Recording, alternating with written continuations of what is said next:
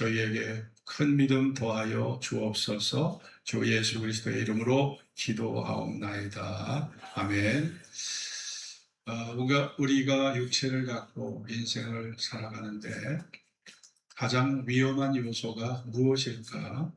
미국의 과학 전문 매체 라이브 사이언스 최근 호에 의하면 바다와 육지, 하늘, 이 지구상의 가장 위험한 동물, 곤충이 어떤 것일까?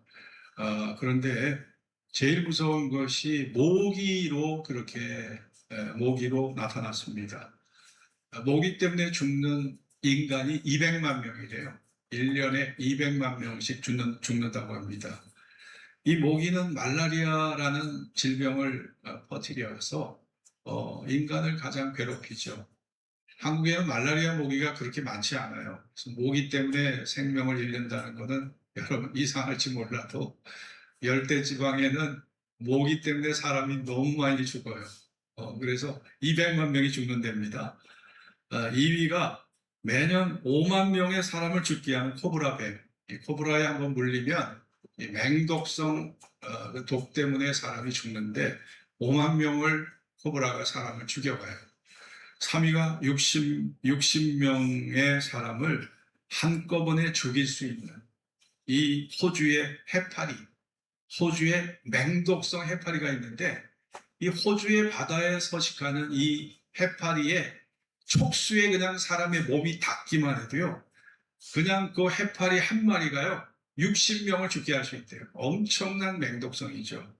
거기다가 북극곰, 도깨구리, 백상아리, 코끼리, 아프리카 물소, 이런 동물들이 인간에게 큰 해를 입힌다고 합니다. 여러분 이걸 조사해 본 결과 놀라운 것은 모기라는 것은 손가락 하나도 안 되잖아요. 작은데 이 가장 작아 보이는 곤충이 200만 명을 죽여. 예? 여러분 가장 작은 곤충이 더 무서운 거죠. 우리의 삶에도 사실 작아 보이는 것들이 무서운데 그 중에 하나가 입술이에요. 그리고 그 입술의 말에서 나오는 그것이 사람을 살릴 수도 있고 사람을 죽게 할 수도 있어요. 그 말이 어떤 말은 진짜 독초보다도 맹독성의 코브라의 독보다 더 무서운 말들이 있어요. 그래갖고 그 말의 상처를 가지고 그냥 평생을 그 말 때문에 썩는 사람이 있어요. 제가 유튜브를 보니까 시어머니가 90세고 며느리가 70세인데 그 시어머니하고 며느리가 한 집에 살면서 그 시어머니가 90세가 다 되신 분인데 얼마나 꼬장꼬장한지 몰라요. 그 며느리가 아들네 집에 가서 손주하고 같이 놀다가 밤늦게 왔는데 저녁상 안 차려줬다고 화가 잔뜩 나가지고 철문을 다 걸어 잠궜어. 한 10시쯤 집에 왔는데 문을 안 열어줘요. 남편이 어머니 지금 며느리가 왔는데 문을 열어줘야지. 안 돼! 안 돼! 싸우고 있어.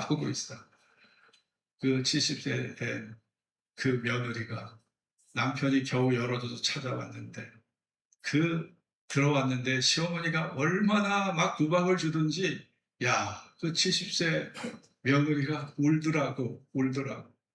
너무 그동안 겹친 게 많아서 울더라고요. 참 불쌍해. 너무 불쌍해. 그러니까 이 사람의 말 한마디가 참 사람을 살리기도 하고 죽게도 하는데 그 한 집에 살면서 그렇게까지 싸울 필요가 있을까? 참 안타깝더라고요. 근데 그런 집안이 여전히 많아요. 여전히 많더라고요. 보니까 우리가 교회 안에서 서로 믿음 안에서 사랑하고 불쌍히 여기고 복을 유업으로 받기 위해서 복을 빌어주라. 복을 빌어줘야 된다. 내가 복 받기를 원한다면 복을 심어야 되는 것이라 그런 얘기죠. 이 복의 원리입니다. 내가 복을 빌어줘야 그 복이 나에게 내 머리 위에 임하는 것이죠. 그러나 비난하고 저주하고 비판하고 그냥 사람의 입의 독소로 수없는 사람을 죽일 수도 있는 것이니 우리가 작은 것을 조심해야 됩니다. 우리가 복을 빌어야 복이 오는데 예전에 저희 우리 할머니가 살아계셨는데 우리 할머니 별명이 욕쟁이 할머니야. 우리 할머니가 욕을 잘했어요. 그래서 화가 치밀으면 뭐 망할 놈, 뭐 빌어먹을 놈, 호랑이 물어갈 놈, 별의별 욕을 다 하셨는데 그건 복이 아니죠. 복이 아니죠. 듣기도 거북한데 여러분 내가 복을 빌면 복이 와요. 여러분이 욕을 해보세요. 부인이건 남편이 욕하면 욕이 돌아옵니다. 메아리의 법칙에 의해서 내가 큰 소리를 내면 그 큰 소리가 나한테 고스란히 돌아와요. 그래서 착한 말을 하면 착한 말이 나에게 오지만 고운 말 해보세요. 고운 말이 와요. 근데 화를 내서 홧김에 얘기하면 나한테 또 화가 미치더라고요. 그러니까 무례한 말 해보세요. 무례한 말이 돌아와요. 축복을 빌어야 복이 오는 것입니다. 축복 우리가 너는 나중에 성공할 거야. 너는 큰 사람이 될 거야. 야, 어떻게 너는 이렇게 마음이 넓으냐? 마음 씀씀이가 이렇게 예쁘냐? 야, 넌 얼굴만 봐도 내 마음에 기쁨이 되는구나. 여러분 참 좋은 말들이 많거든요. 근데 우리가 나쁜 말들을 많이 듣다 보면 예수님의 말씀에 선한 사람은 마음에 쌓은 선에서 선을 내고 악한 사람은 마음에 쌓은 악에서 악을 낸다고 그랬어요. 그러니까 여러분의 마음의 창고에 무엇이 쌓여 있느냐가 중요한 거예요. 마음의 창고에 무엇이 쌓여 있느냐. 그러니까 심리학적으로 보면 우리의 잠재의식 속에 쌓여 있는 것, 어린 시절의 것들, 어린 시절의 것들, 부모에게 받은 영향력들, 친구들과의 관계 속에서 받은 영향력들, 자, 이런 것들이 마음에 쌓여서 내 정체성이 되고 내 존재를 이루는 것이기 때문에 우리가 참 분별력을 가지고 선한 것을 쓰려고 해야 되는 것입니다. 자, 오늘 여기에 보면 선을 행하고 화평을 구하라. 따라해 봅시다. 선을 행하고 화평을 구하라. 예, 선을 행하고 화평을 구하라고 우리에게 말씀하고 있습니다. 11절에 악을 떠나 선을 행하고 화평을 구하여 이를 좇으라. 선이라는 것은 세상 사람들의 눈에 구제하는 것, 착한 일 하는 것, 친절을 베푸는 거지만 예수 믿는 사람들에게 선한 일은 뭘까요? 하나님이 기뻐하는 일을 하는 것입니다. 예배가 선한 일이에요. 예배가. 그리고 하나님을 사랑하고 이웃을 사랑하는 것이 이게 선한 일입니다. 섬기는 거, 봉사하는 거, 구제하는 거, 전도하는 거, 이게 선한 일입니다. 세상 사람들의 눈에 전도는 절대 선한 일이 아니에요.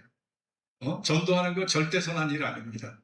그러나 우리가 진리의 말씀에 비춰보면 선한 일을 하는 것이야말로, 전도하는 것이야말로 선한 일 중에 으뜸인 거죠.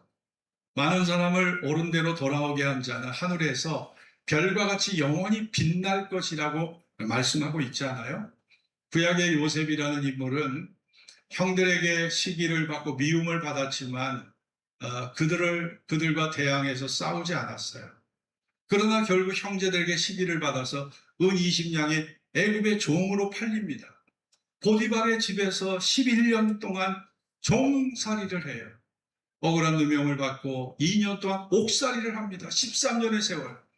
그러나 요셉의 마음은 하나님이 나와 함께 하시고 하나님은 반드시 나에게 17살에게 꿈을 꾸게 하신 그 꿈을 반드시 이루게 하실 거라는 믿음을 가졌을 때 마침내 30세에 애굽의 총리가 되는 영광의 지위에 이르게 되지 않습니까?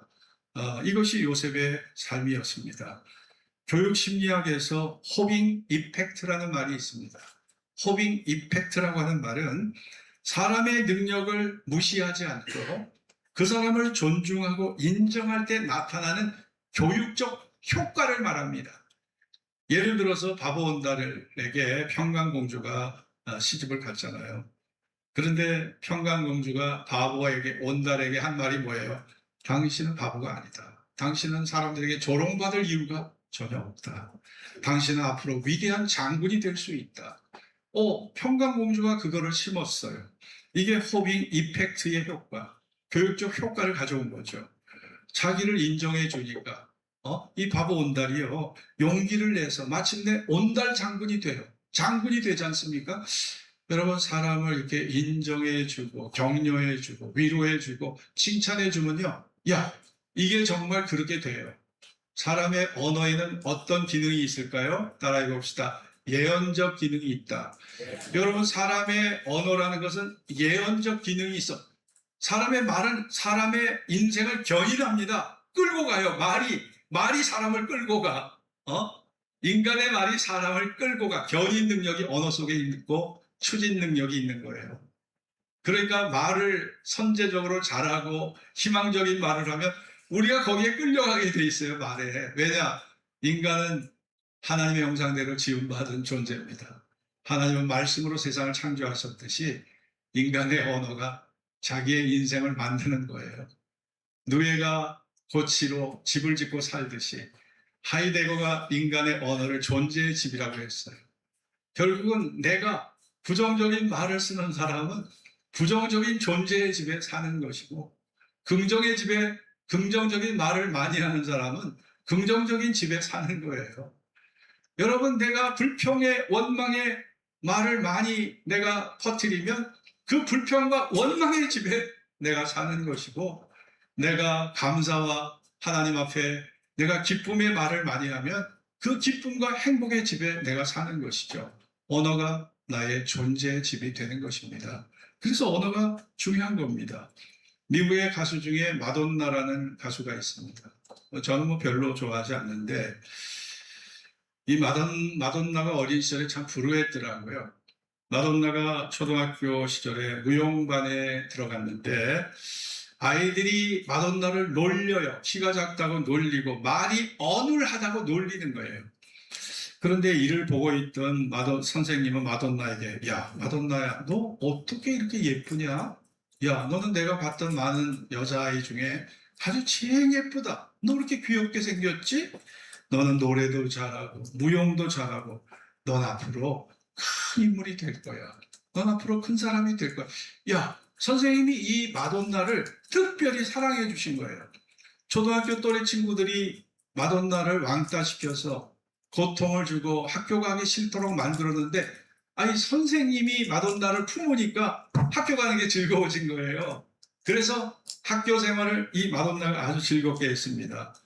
그런데 그 후에 이 아이가 유명 인사가 되고 대중 가수가 돼서 큰 활약을 하고 엄청난 성공을 거둬서 진짜 어마어마한 천문학적 돈을 벌게 된 거죠.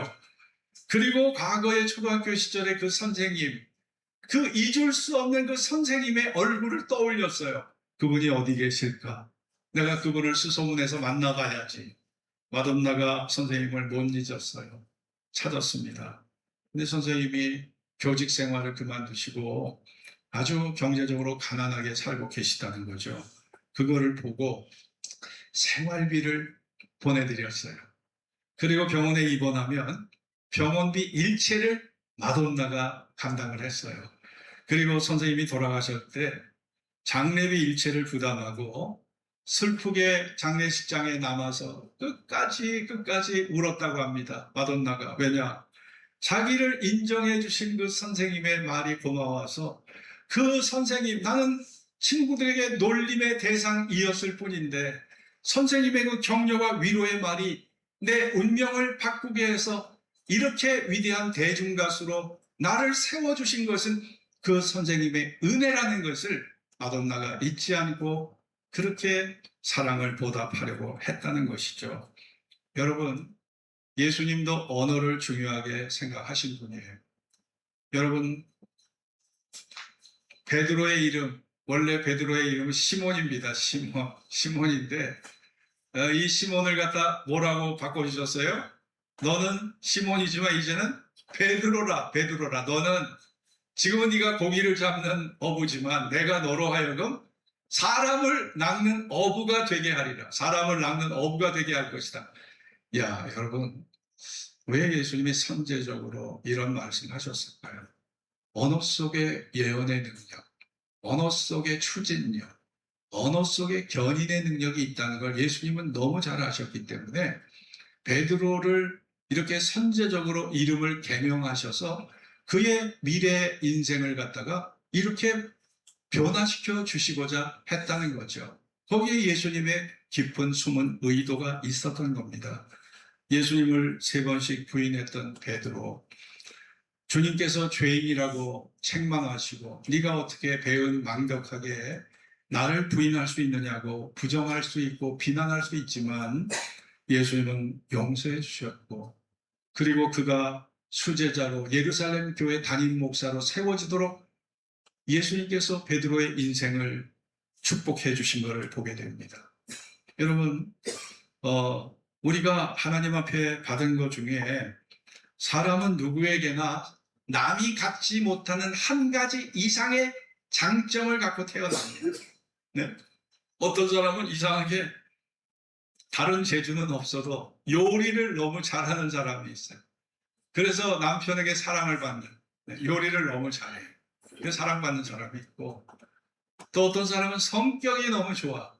그래서 그 사람 주변에 사람들이 모여요. 사람들이 모이고, 어떤 사람은 아무 재주도 없는데 공부도 못해. 근데 사람을 잘 웃겨. 그래갖고 그 친구가 오면은 사람들이 다 웃음바다가 돼. 천국이 이루어져. 야, 사람 웃기는 재주가 아무한테나 있는 거 아니잖아. 또 어떤 사람은 공부를 또 잘하고, 어떤 사람은 손재주가 많아서 뭐든지 다 고쳐. 제 친구 중에 하나는 뭐 수선하는 사람 부르질 않아. 자기가 다 고치는 사람이 있어요. 그래서 부인이 그 남편을 참 귀하게 생각하더라고요. 여러분, 우리가 이 땅에 수백만 종의 생물들이 살지만 다 존재하는 방식이 다 달라요. 네? 개미는 개미집을 짓고 서로 연대해서 그렇게 공동생활을 하고 살아가지만 거미는 다 단독 생활이에요. 거미가 거미집을 지어요. 그래서 거미줄로 거미집을 짓고 거기에 걸리는 그러한 생물들을, 곤충들을 잡아먹고 살잖아요. 그 생존 방식을 누가 만들어 주신 겁니까? 그 생존 방식을 여러분, 하나님이 다 각자에게 남과 다른 한 가지 이상의 장점을 다 주신 겁니다. 그렇기 때문에 어떤 사람도 과소평가할 수가 없는 거예요. 우리에게 내재되어 있는 하나님이 주신 특별한 은사가 있다는 것을 우리가 자각을 해야 됩니다. 그리고 그 은사를 개발해서 우리가 하나님의 영광을 위해 쓸 때 하나님이 그것을 참으로 귀하게 여기는 것입니다. 어떤 가정사역연구소에서 자녀들이 부모로부터 가장 듣고 싶어하는 말이 뭘까를 찾아봤더니 어떤 답이 나왔을까요? 따라해 봅시다. 이 세상에서 네가 제일 소중하단다. 야, 이 사람은요, 나이 먹은 어린아이나 노인분이나 다 존중받기 원합니다. 다 존중받기 원해요. 응? 다 존중받기 원하는 거예요. 사람이 제일 싫어하는 게 뭐예요? 무시당하는 게 싫어요. 무시당하는. 내 존재가 무시당하는 게 인간에게 가장 큰 스트레스입니다. 내가 존중받을 때 인간은 비로소 존재의 의미를 발견하는 거죠. 야, 네가 제일 소중해. 네가 나에게는 제일 소중한 존재야. 난 너를 위해 매일 하나님께 기도하고 있어. 너만 보면 내가 하나님께 감사의 기도가 나온다. 언제나 엄마는 널 사랑해. 아빠는 언제나 널 사랑해. 엄마는 너를 믿는다. 아빠는 너를 믿는다. 야, 이 믿어준다는 말. 이게 참 귀한 겁니다. 나를 믿어준다는 말. 내 존재를 인정해 주는 거죠. 내가 자랑스러워. 엄마는 너 때문에 행복해. 아빠는 너 때문에 행복하단다. 여러분, 이런 축복의 말을 우리가 자주 하면 그 자녀가 잘 되지 않을 수가 없는 거예요. 호랑이 물어갈 놈, 망할 놈, 빌어먹을 놈. 그 말 듣고 자란 사람과 이런 축복의 말을 듣고 자란 사람과 어떻게 결과가 똑같을 수 있겠습니까? 다른 거죠. 다른 거죠. 여러분, 우리는 복을 빌어줄 뿐 아니라 여기에 보면은 우리가 하나님 앞에 화평을 구하라. 11절 같이 읽읍시다. 악을 떠나 시작. 악을 떠나 선을 행하고 화평을 구하여 이를 조치라. 화평을 구하라. 화평을 구하라. 여러분, 사람이 100사람이 모이면 100사람의 기준이 다 달라요. 우리가 사랑하는 가족이라 할지라도 외식 한번 하려고 해보세요. 아이들은 햄버거 먹겠다고 그래요. 엄마는 물냉면 먹고 싶다고 그래요. 아버지는 삼겹살 먹고 싶대요. 그리고 또 딸아이는 짜장집에 가서 짜장면집에 가서 짜장 먹고 싶다. 어디로 가야 돼요? 어디로? 네? 어디로 가야 합니까? 여러분, 사랑하는 가족들도 외식 한번 할래도 누군가가 양보해 줘야 돼. 양보하지 않으면 안 되는 거예요. 양보해야지 갈 수 있는 거예요. 외식하러 나갔다가 싸우고 돌아와. 그게 말이 됩니까? 누군가가 양보하고 이해하고 배려해 줘야 거기에서 화목이 일어납니다. 사실 화목이라는 것은 누군가가 양보하고 희생하고 배려해 줄 때 여기에서 사실은 화목이 나오는 거죠.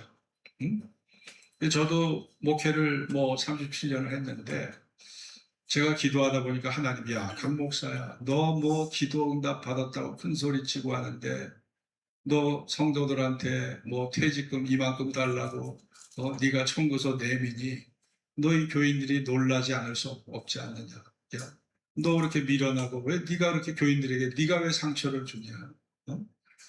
제가 보니까 제가 성도들에게 상처를 주고 있더라고요. 제가. 그러니까 아니 하나님 그렇습니다. 우리 교인들 무슨 잘못이 있습니까? 제가 어리석고 제가 우둔해서 하나님이 다 저를 꾸중하셔.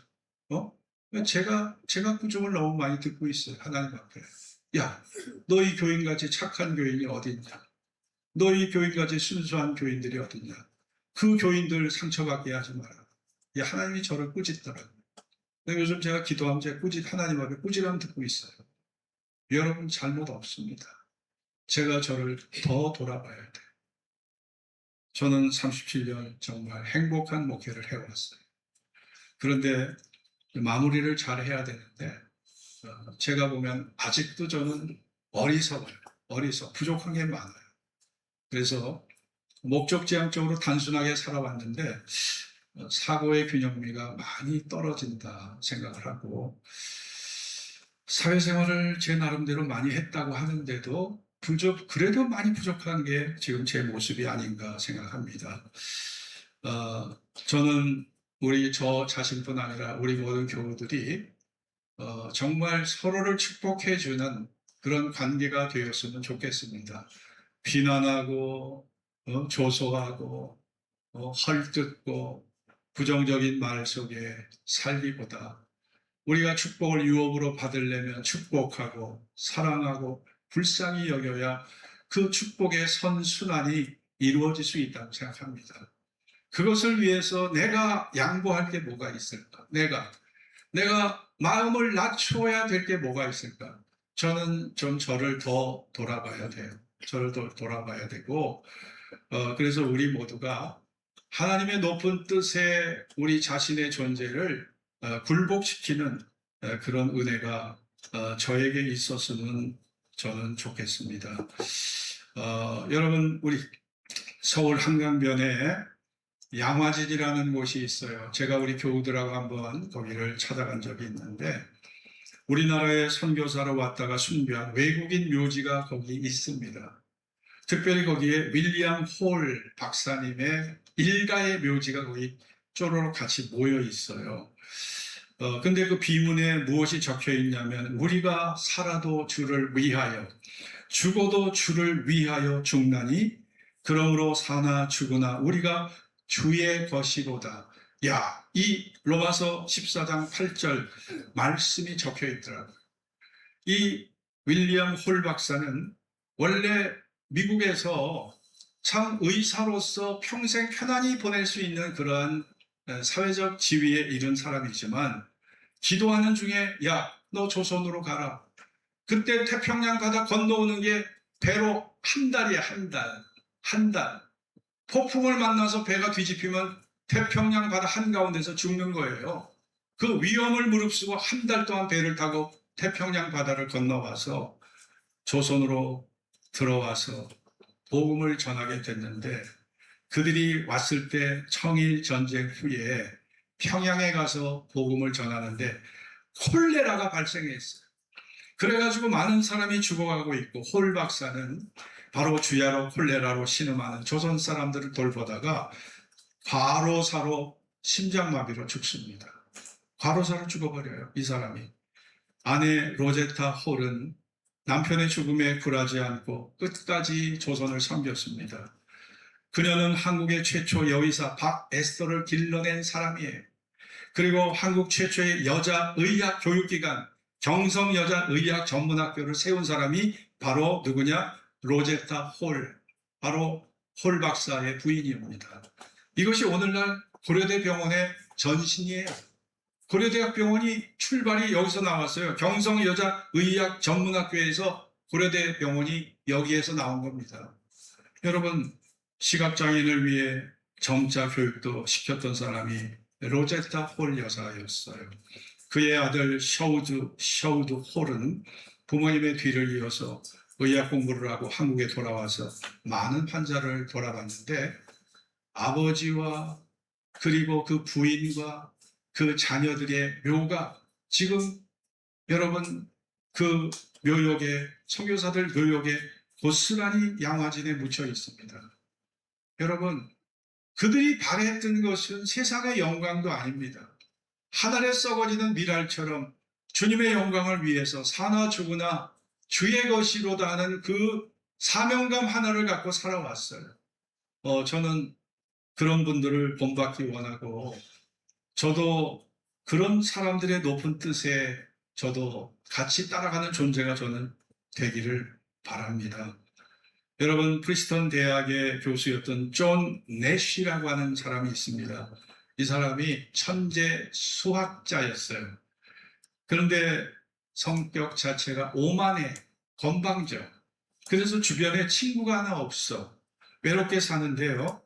또 젊은 시절에 국가를 위해서 소련에 암호 해독을 하는 비밀 정보 요원이었기 때문에 국가의 압박을 심히 받다가 보니까 일이 끝난 후에도 누군가가 자신을 따라다니고 쫓아다닌다는 이런 강박감에 시달리다 보니까 비사교적인 성격에 강박감이 겹치다 보니까 이게 정신분열증이 돼서 정신병원에 입원을 하게 됩니다.